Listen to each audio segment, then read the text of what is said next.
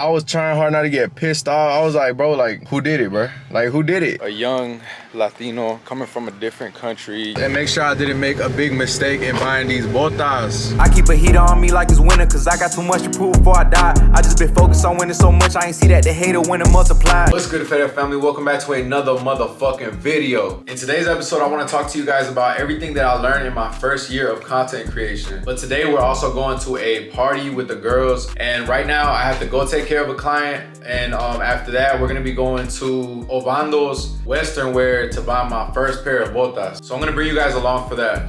All right, guys, I'm on my way to the garage where I still take my clients. For those that don't know, I used to be a full-time barber until I started investing into real estate. And real estate allowed me to free up some of my time and start looking into other business ventures that now are paying me enough to start content creation. And I pretty much started my platform to kind of document my growth and to pretty much motivate people and show them that as a young Latino coming from a different country, you know, not having papers, although you're kind of like given some setbacks, you can still make it out. If you put in the work, you can have just as much, if not a better outcome than most people who had every single advantage on their side. And it's crazy because I vividly recall posting my first video on June 1st of last year. And now we're currently sitting at like 23K followers on Instagram. I just hit 17K on TikTok. And now that I'm growing my YouTube channel, we're sitting at, I think like 350 subscribers. I'll show you guys when I get back to the office, but it just proves to show what consistency can do for you if you just put in the work. Okay, so I just got to the garage where I still take my clients, and look, bro put up with the shirt. Boy Justin be putting in work for the brand, so y'all know I get the best looking models for the brand. All right, guys, I just finished up these 3 haircuts and I'm on my way back to my crib to dip out and go get these boots for this party. And I wanted to go ahead and let you guys know the first thing that I learned my 1 year of content creation is that consistency really is key when it comes to content creation. And I'm glad that I implemented this before I hit like my first 6 months. I'm glad that like I started off just making sure that I was posting consistently. And again, I posted my first piece of content on June 4th of last year, and I made sure to post twice a day for that entire year. And the results were amazing. I made sure that I was going viral at least once a week. I really stuck to just making memes or like 6-second reels and then just repurposing them on TikTok. Overall, that consistency helped me get my followers up and really let me refine my discipline. It really helped me in other areas as well, because I seen the power of consistency and how the progress can really compound over time. So I implemented consistency in a lot more areas in my life, like in the gym, in my business, and it really helped me overall. All right, guys, we're in the car now. We're on our way to Obándo's Western Wear to pick up my first pair of boots. I've never had boots before because I don't really dress like that. That's never really been like my personal style. All right, guys, we made it to Obándo's. Let's go get some boots. All right,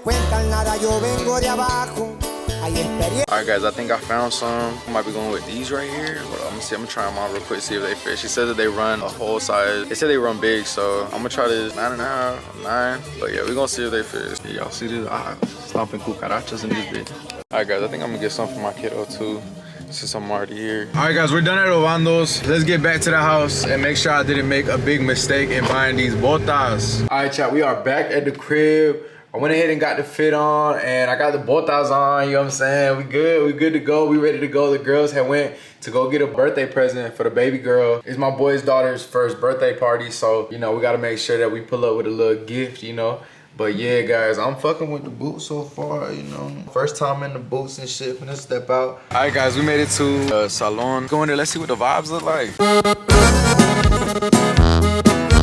All right, guys, this is the next morning after the party. Not gonna lie, we had a rough night, but we off to a good start, so that's all that matters. You gotta remember that every day is a new day, and you gotta take every chance that you get to make it a great day. Today, we're gonna start it off by getting some drunk food. You ready to go get some food, baby? Yeah. Guys, don't look at my face. That's how you know we had a rough night. My son pulled a prank on me last night that had everybody shook. Man, this boy decided to wait till I got up and talk to somebody. You know, like how you like you get up out the chair and just like lean forward to talk to somebody. I had like barely lifted my ass off the seat. This man goes up behind me, my 3-year-old kid, and pulls the seat out as quiet as possible. Bro, this man was so stealthy like a ninja. Nobody knew that he did it. As soon as I go back down to sit, bro, it was like I was falling in like the sunken hole or some shit. It was like in slow motion. I busted my ass and I was just sitting there confused. Like, what the fuck just happened? And I realized like, damn, somebody probably pulled a prank on me, and I was trying hard not to get pissed off. I was like, bro, like, who did it, bro? Like, who did it? And everybody's like, we don't know. And everybody's trying to help me and shit. And I'm like, bro, who did it? Like, who fucking pulled the prank on me? At that point, I was so confused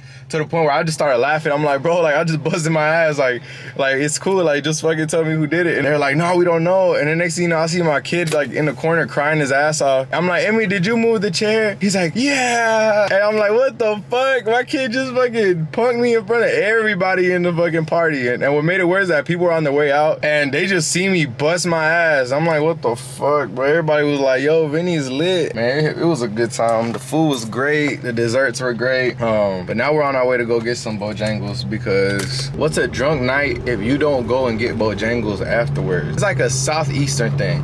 If you don't know about Bojangles, you just probably, you're not from the South. Bojangles is a staple. I used to work in that bitch and I still can't get enough of Bojangles. I'm gonna keep it hot with y'all. That's enough of me glazing up Bojangles, y'all. Well, let's go ahead and continue this video. But all right, guys, another thing that I learned in a year of making content, and again, this is just a theory, but I really, really believe that this is happening real time, is that there's seasons in content creation. You have to move with the economy. You gotta move with our culture's schedule. I feel like content is supply and demand. You can see consistency in your numbers. You can see consistency in your growth. And then out of nowhere, like certain periods of the year, they'll just drop. And your content will do shit for like months. And that's okay. That really just comes with what I call supply and demand. So when I notice that a lot of people aren't being on their phones consistently or like scrolling, I notice that I feel like they push bigger creators, and that's gonna hold back some of the smaller influencers, you know, some of the smaller creators. So I feel like in order to remain competitive in the game, you have to have consistency, because you have to make sure that you got a great track record, so that when Instagram's algorithm is choosing who they're gonna push during the slow times, you want to be at the top of that list. You don't want to have any bad interactions with the viewers. You don't want to have any bad interaction with the viewers. You don't want to have any violations on the community guidelines, any of that stuff. So I feel like it's supply and demand. Again, I haven't confirmed it, but I try to prepare myself mentally by telling myself that that's what's going on whenever I do see like a drop in my engagement or a drop in my interactions or my reach. What's good, guys? We're back and I got some fire news. So we just updated the equipment on the camera. So if you guys notice that we have more of a wider lens now, is because we just got the newer wide angle lens for, well, the micro and macro lens for our ZV-1F. And I also got us a new mic with the earnings from TikTok, Instagram, you know, just doing it all to reinvest into our content and to make sure that we're constantly improving and showing the audience that this shit really pays for itself. So yeah, guys, I just wanted to share that with you guys. And now we're about to go to the pool and spend some family time, because it's been a minute since we hit the pool together and I've been working a lot this week. So I think we've earned a little break. So I'm gonna take you guys with us to the pool, and we're gonna go play. We're gonna play water gun. Let me say he's strong. Say I'm strong, bro. All right, guys, let's go to the pool, man.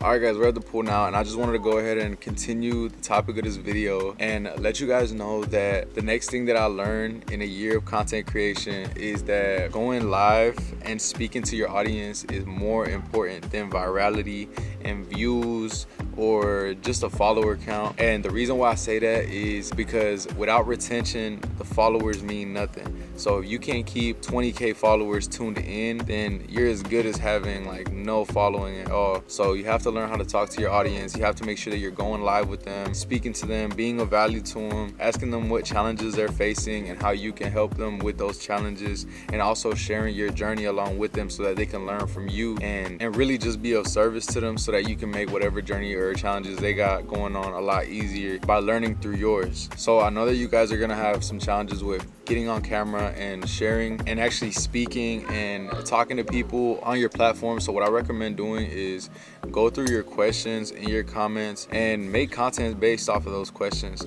Also try to do story times or look at your competitors and see what questions their audience is asking them and make videos on those topics, because at the end of the day, you're not the first one going through whatever journey you're going through. All you can do is personalize your journey and try to be more creative or innovate whatever content other people made so that it's better and more valuable to the viewers. But enough of that, guys. Let's go and spend some time with the family and get in this pool and order some food.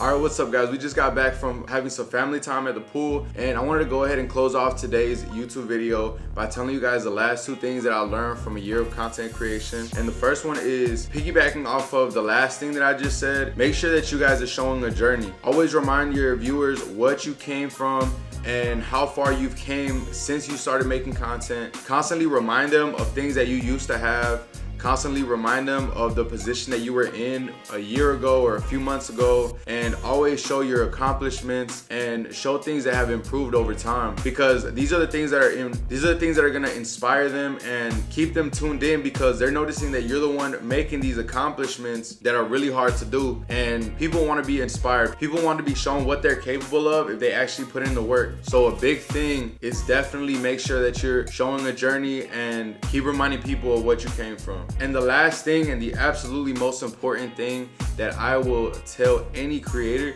is to not forget that this is a business. I know for a lot of people this is your passion and you really don't mind spending all the money just being able to do this, but in reality you're gonna get tired of having to put in all this extra work and getting nothing out of it while still working your 9 to 5 or still having to have a boss. And at the end of the day, there's things that you can do to set yourself up so that you can get paid from being a content creator. So why not take advantage of them and making sure that you're taking the proper steps to eventually make this into a full-time business and monetize from your audience. Remember, guys, there's nothing wrong with getting paid to do what you love to do. So with that being said, guys, I want to go ahead and remind you guys that if anybody needs more guidance on how to be a content creator, how to start an online business, please DM me on Instagram and I will talk to you guys about more tutorials and getting more guidance with me as your personal mentor, along with access to my community on Instagram. If you guys have any more questions about content creation or starting a business, please leave a comment down below and I will answer your questions as soon as possible. Also, if you guys are interested in supporting my clothing brand, go visit fedeapparel.com. But that's gonna be it for today's video, guys. Make sure you guys like, comment, and subscribe, and I'll see you guys in the next one. Everybody say hey to the vlog, y'all.